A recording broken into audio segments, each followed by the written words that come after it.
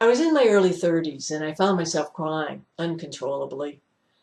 I know it's odd, but I cried for 3 days straight and then off and on for another couple months. And what's even odder is that I didn't really know what was wrong with me. I look back now and I absolutely know what that crisis was. I've always been a person for which connectedness to others has been really important to me, especially when that connectedness has to do with the upliftment of those involved and of our greater world. But I grew up in a family where there were some issues that left me really guarded. I became a protected and defended person. And as you can imagine, those two qualities don't go together very well. They made for a really miserable person. Can you relate at all to this? That joy of connection and contribution to others, and yet feeling challenged as to how to make those connections, especially on any ongoing basis?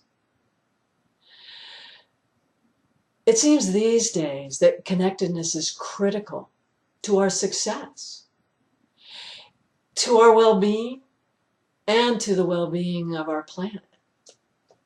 And I don't know about you, but I'm not just interested in my own success. I would love to see a world where everyone thrives, where well-being is the norm for everyone. Well, because of this desire for connectedness and then this need to overcome defensiveness to be able to live that, I've had some insights about what it takes to create a world where we are connected. And I want to share some of those with you today and hope that they might have some inspiration for you. Let's start back at my story. I'm in my early 30s, and at this point I start to pray. Actually, I would say I started to plead. And all I knew is that I wanted peace of mind.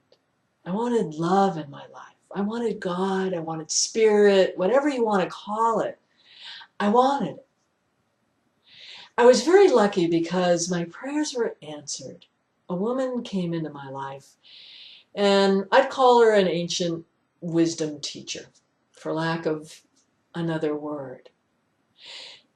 She was incredibly loving and very clear. She held up a mirror to me because she knew that if I wanted peace of mind, it was going to come with change within me.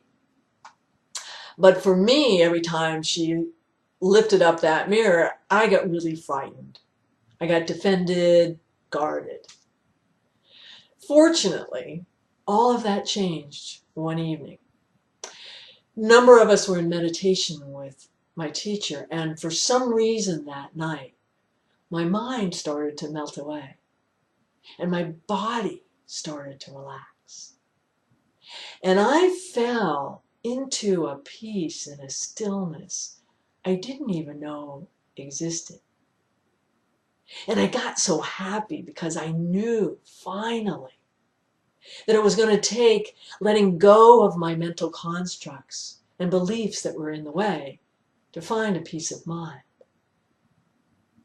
Well, a lot of time has passed since then, and you might be asking, what does this have to do with connectedness and contribution?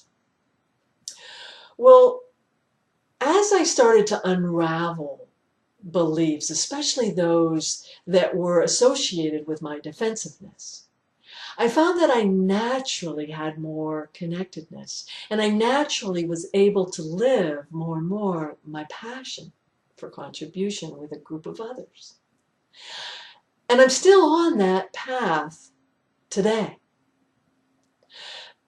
But what I noticed in that work was that almost everyone that I met had similar issues of feeling separate from one another and having at least some level of defensiveness against one another. And so I started to ask if letting go of my own limiting beliefs has led to my own transformation. Could it be that we have some collective beliefs in place that hold us separate from one another and actually have created a world where there's so much lack of love and resources for so many? So I started to think about it, and I've named a few, but I only want to talk about one today. It's called survival of the fittest. Now, what is that? Is that a scientific truth, a scientific belief, or some other belief that we've decided to live? And if it is whatever it is, what qualities has it created in our life? Well, when I think of that concept, I think of a world where there's lack of resources and we're pitted against each other, competing with one another for those resources. And some people do really well and they live in luxury, and other people don't do so well and they suffer, and some people don't make it at all. But we're all in it alone. And then I looked at myself and I said, well, do I hold that belief inside? And I had to admit that, yeah, in some ways I do. There's times when I worry about whether or not I'll have enough resources, and times when I look at another and think they might be a threat, as odd or as weird as that might be. But I had to ask, is survival of the fittest true? Scientists say that there are enough resources in our world for everyone, and it's just a matter of distribution. Well, then, is it that we're just naturally competitive with one another? I don't really think so. And let me tell you why. Let's look at this sweater. It's a cotton sweater. How did it get here? Well, there was a cotton farmer, lots of people working on that farm, and they grew and they harvested cotton. And then they took that cotton to a mill to make yarn. There's lots of people at that mill, and one person in particular that dyed some yarn the color of my sweater. And then that yarn went to another mill that makes sweaters, and there was someone that designed my sweater, and somebody in particular that made this specific sweater. And then this specific sweater, with a lot of other sweaters, went to a distribution company. And then from the distribution company, some went to a store, and there's people at that store who took those sweaters and they folded them very nicely and put them on the shelf. And then there was me. I'm in need of a sweater. So I jump in my car, a car made by others, and I drive to the store. And I say hello to the clerk, and I look around, and there's this beautiful rose-colored sweater. And I pick it up and I try it on. I go, yes, I'd really love to have this sweater. So I take it to the counter and I pay for it. I jump in my car, made for others. I get home. I put it on. Wow.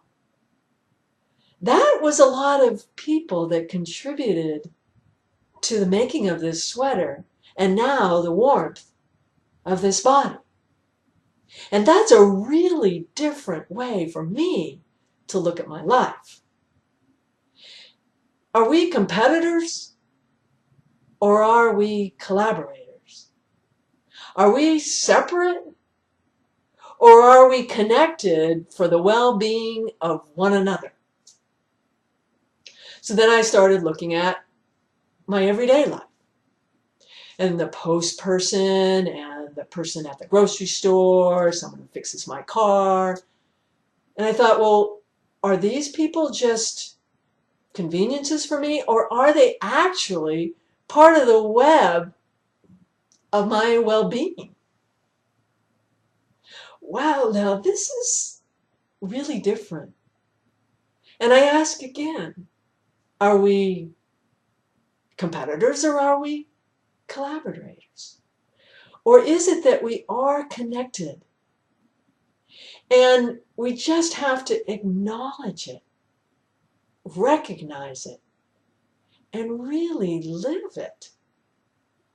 If we were to do that, could we create a very different world? So I want to invite you to do a little exercise, one similar to what I did. Think of a product or something that you just purchased, or an event in your life, or maybe something that just came in the mail. And make a chart or a map of all the people and maybe even all the resources that went into that event or that thing coming into your life. And really take a look at the amount of people and energy it took. And then, if you can, connect to the last person on that link. It's probably it might be someone at a store, someone at the event. And make sure that you connect with them. Do you know their name? What's of interest to them? What's exciting to them? And then you might do another exercise of it in the reverse. What is my contribution to other people in my community and maybe even across the planet? People I would never meet and never know. Wow. So our connectedness is very important these days for our success. But it also is what is going to create the world we want, where everyone thrives, where well-being is the norm. So if any of this has been inspirational, I hope that you'll make a comment below, share with me your stories, your inspiration, and if you would, share it with other people, with your friends, your colleagues, and support me in this Are You a Messenger project. Because I believe that all of us are gifts, contributions, and messengers. And in that, we can and will create a world that works for everyone. Thanks for listening. Bye-bye.